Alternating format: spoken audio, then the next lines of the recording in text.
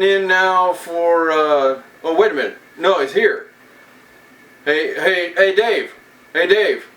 What's going on again? I think I've lost control again. No, you haven't lost control. It's me, your brother. Doug? Is that you, Doug Decay? That's me. Spookarello, don't you remember last time he was in here, what happened? How did he get in here? Doug, how did you get in here?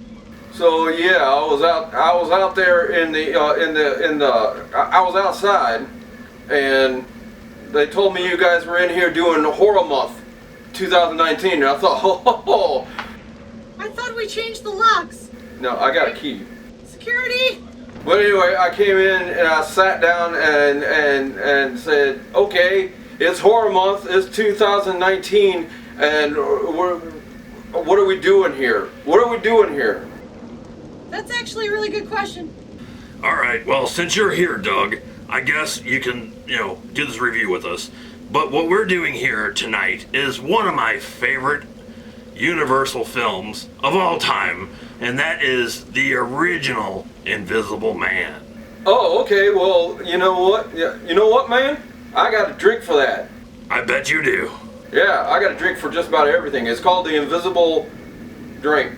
That's a pretty good name. I like that name, Invisible Drink. What does it do?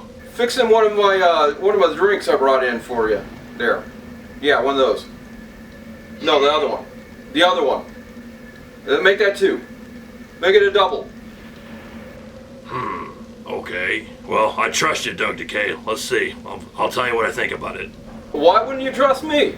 Down the hatch. I don't know. It seems like, my head's kind of spinning. Does it look like my head's spinning? What? I think we're ready for this review. Okay, so now we are talking about The Invisible Man. Now, like I said, this is one of my favorite films, and it's actually directed by the same person who did Frankenstein, and that's the incredible James Whale. Yeah, I think he had like one of those like whale of a time when he was filming this. Now, the interesting thing about this is he didn't even really want to do The Invisible Man. I guess he actually did, but Universal really wanted him to do a sequel to Frankenstein, and he wasn't really big into sequels, so he decided, hey, I don't really want to do the sequel to Frankenstein, so let's do The Invisible Man instead.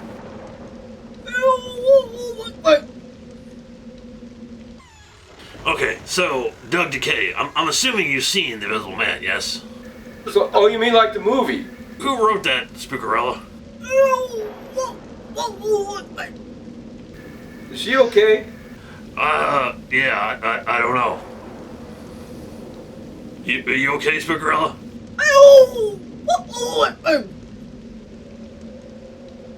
Yeah, man. So, like, The Invisible Man, this was a hell of a movie. I hadn't seen it in a long, long time. But I sat down to watch it, and, because I was still a little Doug. I was just a little Doug when I first saw that movie. And I hadn't seen it in, like, a long time. So, I dug it up, and I put it in, and I decided to watch it. And you know what? I really liked that movie. I thought it was really cool how it had horror and a lot of comedy. It was actually more of a comedy than it was a horror film. Yeah, I don't know about that. I think that the body count in this is pretty impressive.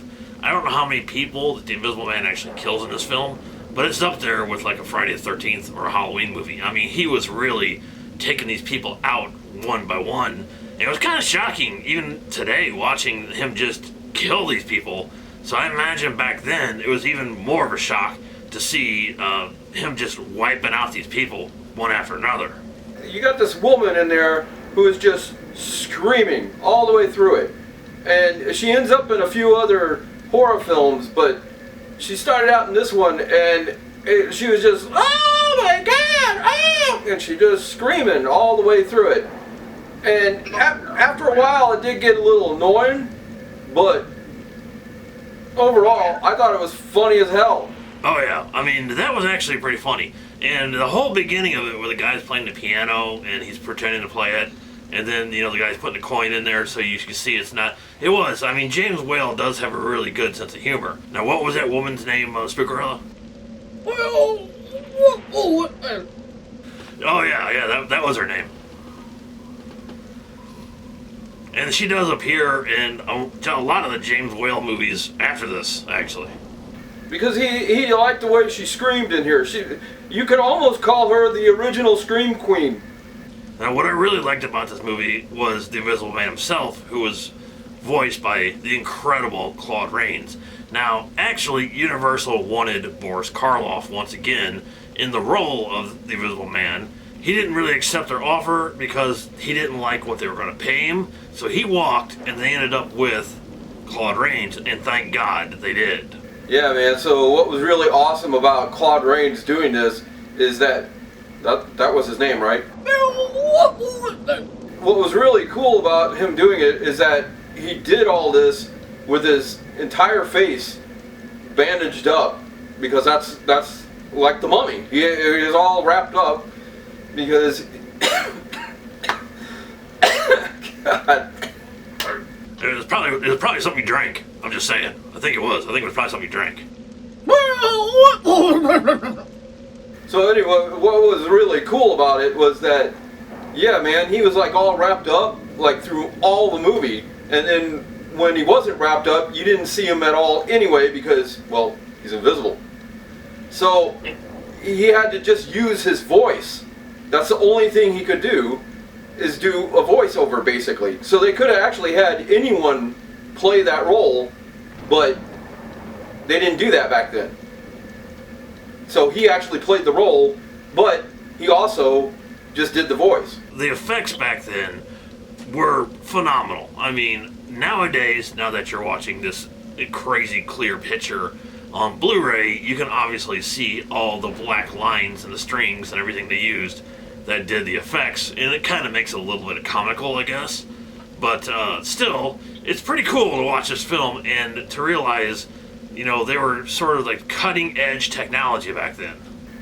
Yeah, man. So like the whole thing about it though was that they hadn't really done any real special effects in any of the other films. So when they did this one, it was really cool because they had never done anything like that before.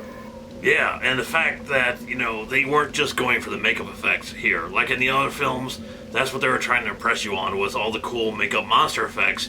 And here you have a monster you can't even see. So everything around that had to be the special effect. And what was really good about this movie is the story, not just the acting. The story was pretty phenomenal. And I liked the fact that the scientist went mad. And the fact that he decided that he could, take over the world now, because he couldn't be seen, obviously, so he thought he could basically rule the entire planet, and he just went insane over the fact that he could do that. And it was just a really great, awesome character. Man, I'm gonna have fun with this. That's what it was like for him. Like all of a sudden he thought, oh, I'm gonna have fun with this. And that's what made it comical too, is that he went down and he started messing with people. He started like throwing ink in the police officer's face and grabbing a hat off of somebody's head, like whew, and it was gone. And then took somebody's bike and started riding it and doing stuff like that. But later on in the film, when he started getting serious, then the movie started getting more serious, and he became the crazy mad scientist and wanting to take over the world, sort of like The Fly. I really like how the police decided to catch an invisible man, because how would you catch an invisible man? So they were actually coming up with a plot on how to catch him, and that was kind of funny, where they were surrounding the house thinking that they could just move in and throw a net over him or something like that. And the one cop that was standing outside the wall, and I think it was a cat or something, and knocked some pebbles down on him. He all freaked out. And what did he say, Spookerella? He has to sleep sometime. Maybe catch him while he's asleep. Well, her voice come back. Oh, wow. What was that? Oh, listen. So overall, I think this is a masterpiece. Another masterpiece from James Whale. Now, he has a few more masterpieces under his belt here as we continue Horror Month. But this is one of them, and it's always been one of my favorite Universal films, actually. I just absolutely love this movie so much. And because of that, it gets the classic Golden Tombstone.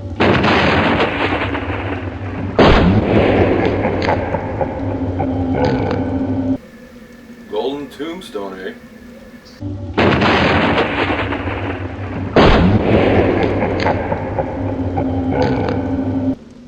What?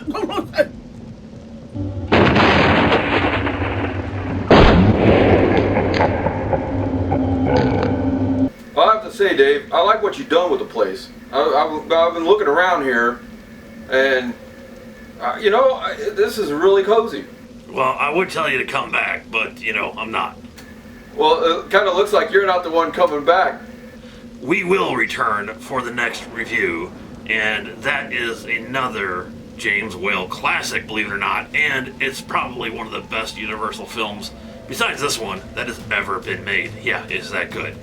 So, don't forget, we are doing every Universal classic horror film for 31 days here on Horror Month 2019. And, as I reminded you every video, check out the live stream. It's getting really spooky now, and Dave and Becky are live streaming spooky video games every single night, so you don't want to miss out on that either.